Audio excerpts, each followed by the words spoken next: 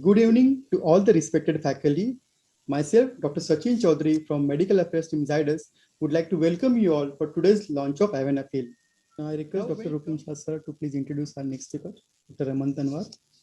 So the third speaker we have is Dr. Raman Talwar, who will be addressing the doubts in your mind that if there's so many PD5 inhibitors, which one should we use?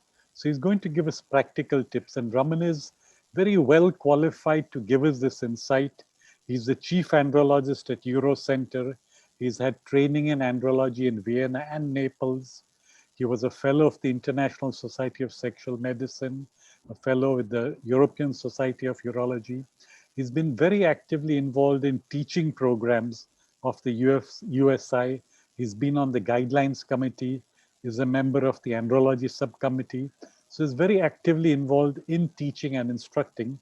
And we look forward to a very practical talk from Raman. Raman, over to you.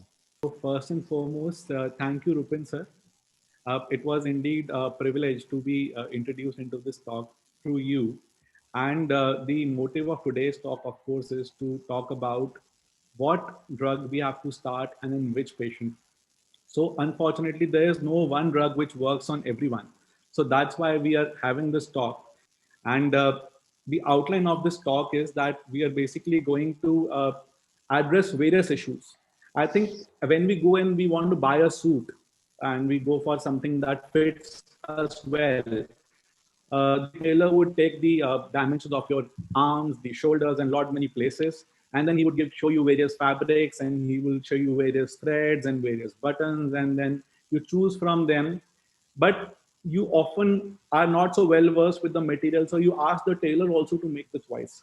In our medicine also, we are also a tailor, but we have a much more extensive knowledge about the subject than the patient because of our years of training.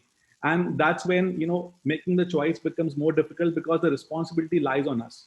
Now there are certain measurements that we also have to take, just like the tailor has to take those measurements. So I think what is more important here is which patient we are going to give the medicine to. What's the age of the patient? What is the requirement of this patient? Does he need it daily? Does he need it off and on? Is he married? Are there any problems that this patient has? Because as Dr. Vineet and Dr. Pramod already discussed, that PD5 inhibitors are not something which can work for everyone very well. There are certain contraindications that we should be aware of. Does the patient have some history of a past usage of these medicines? He may be already biased with a few things. What is the degree of his erectile dysfunction? Is it severe, or is it just something which is just a starting and some little dose will work? Is there associated ejaculatory dysfunction? Is there a low libido? Do you think there could be hypogonadism along with it? What is the economic status of the patient? I think these are the very basic things from the patient's perspective that we should be knowing about.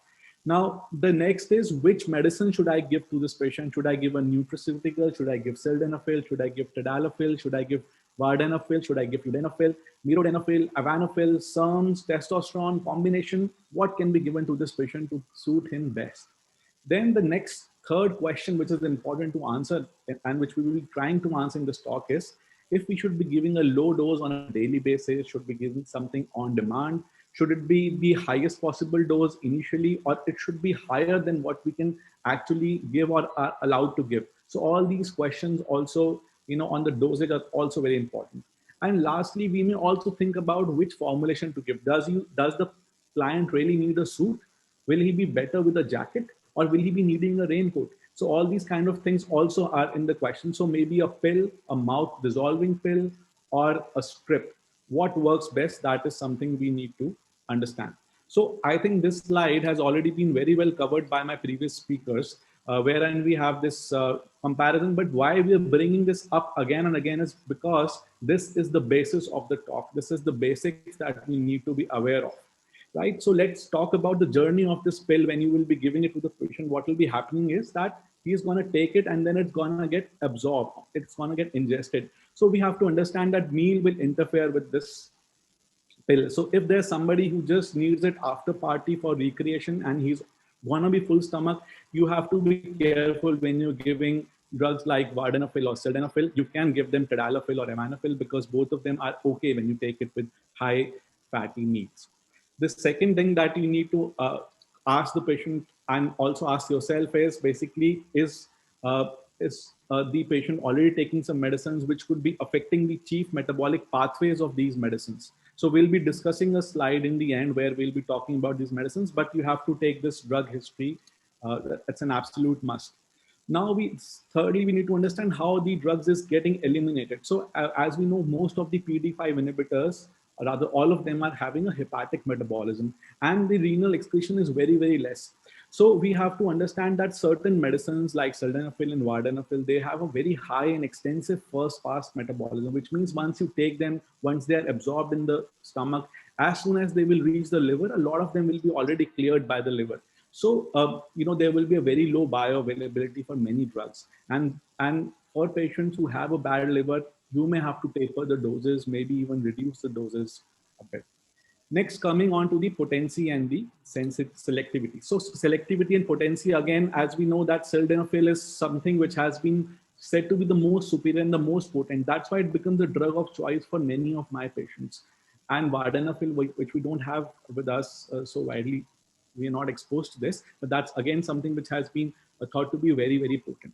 We have to be aware of the cross reactivity of these, because there's a side effect profile which will be created. For example, with PD6, there will be some evasion problems when there's cross reactivity.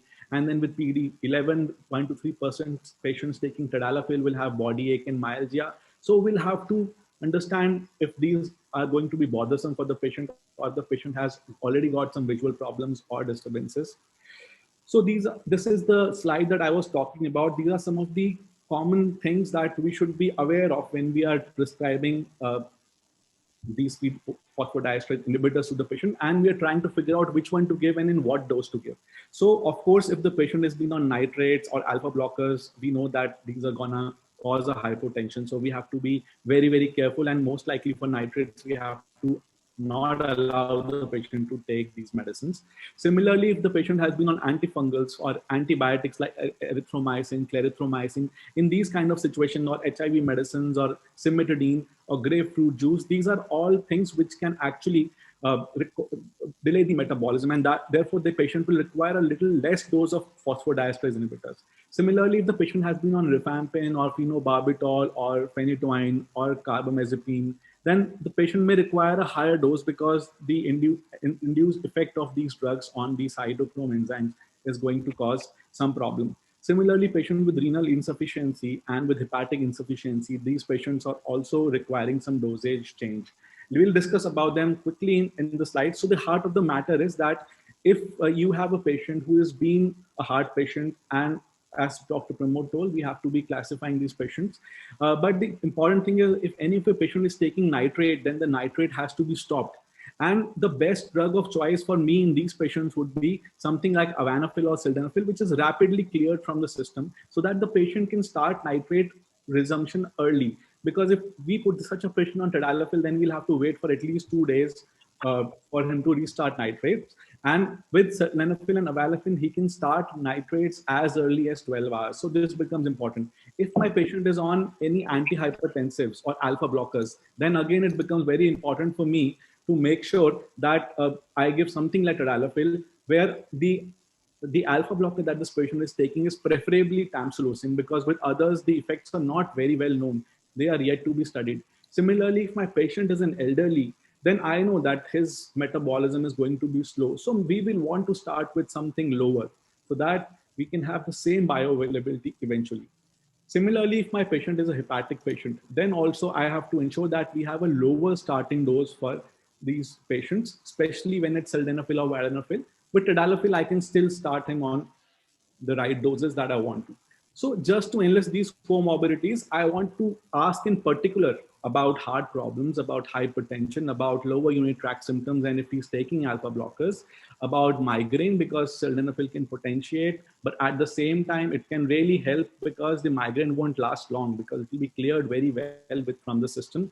If the patient has any renal comorbidities, hepatic comorbidities, or any prior visual or auditory problems, because that's where, again, I don't want to give sildenafil to the patient. So one of the very good studies that have come up earlier has in the last decade have been the giving choice to the patient. So we give a lot of PDE5 inhibitors to them and allow them to try so that the compliance is high. So this is also one of the strategies.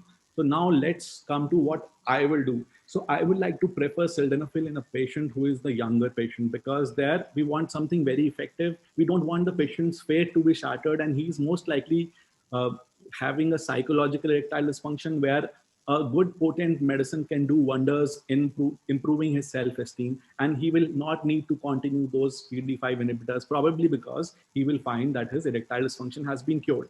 Similarly, I would like to give sildenafil to a patient who is on a one-time situation, one night at a time situation, somebody who has occasional sexual appetite or occasional opportunity to have sexual intercourse. I would also like to give sildenafil as an add-on to somebody who is taking a low dose tadalafil with poor response, or good amount of tadalafil with poor response. Also, because it's the most potent, so I would like to give my patient sildenafil as a drug when others are not working. I would want my patient with migraine also to probably have sildenafil, because it is rapidly cleared. So if he has migraine, it will go off very soon, compared to the tadalafil, where it could last theoretically for days till the tadalafil is cleared, and that may take up to 5 days also. Similarly, any patient who has a pulmonary artery hypertension, where this drug was actually made for, somebody who has also got a premature ejaculation, he's been taking depositing, because this is an important point, because sildenafil's pharmacokinetics would be very similar to that of depoxiting. So it will be a very jovial dosage for them if they have premature ejaculation. Also, somebody who has a low socioeconomic status, I may like to prefer sildenafil or tadalafil just because of the cost factor. For tadalafil, I would say tadalafil is my workhorse. This is the medicine which I most commonly give to my patients. And because of the very simplified dosages, it's less contraindications in most patients.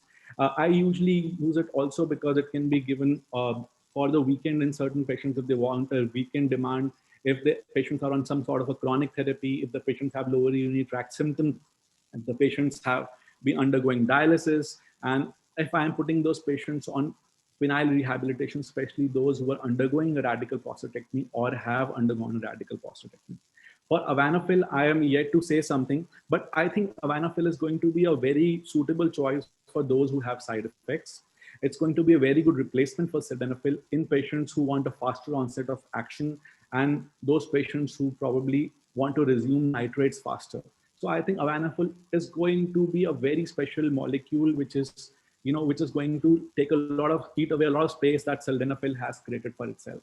Coming to the question of dosage, I would like to start patients on low dose first. If these are patients who have a hepatic impairment, if they are patients who are taking some medicines which require low dose to be started first, as we discussed in the earlier slides. If this is a patient with psychogenic erectile dysfunction, where we don't want to give a lot of side effects to the patient, at the same time we want to preserve the efficacy, so we choose something like a 50 mg sildenafil rather than a 25, and also avoid 100 mg sildenafil. Also for the elderlies, where the metabolism is slow, where the patient has lower urinary tract symptoms, because I don't want to potentiate any hypertension in these patients, and also in patients who are going to be on a daily dosage of medicine. At the same time, I may like to prescribe something higher for patients who have had poor relief earlier with medications, patients who have higher distress, or who are taking drugs which are increasing the metabolism. So in these patients, I may want to start a combination therapy, or I may like to give a higher dose. Now, basically talking about the outline again. So a younger patient probably gets sildenafil. Somebody who is not married probably gets sildenafil. Somebody who has comorbidities probably gets tadalafil. Somebody who has a history of past UJs probably would get tadalafil or something in higher dose. Depending on the degree of PD, again higher dose. Associated sexual dysfunction, probably sildenafil, because it will correlate with depoxiting if the patient is taking depoxiting. Economic status, again, I would prefer something like sildenafil or tadalafil. Which drug? So we've already heard about that in detail. Which dose? So again, depending on whether it's on a chronic use, whether the patient is not sexually active or routinely sexually active, or how the response has been to these medicines. So depending on that, the dose would be there. And patients who require everything very fast, I would like to probably use mouth dissolving things or strips for those who want to use something on demand. So I hope this has answered a lot of questions about choosing the right medicine and choosing the right dose for the medicine. But again, this is not a one size fits all store. And we are the tailors, and the patient trusts us. And so we have to give everything from the best of our abilities when we are making that small decision for the patient, because it could end up in a big way. Thank you so much. Thank you, Dr. Rama.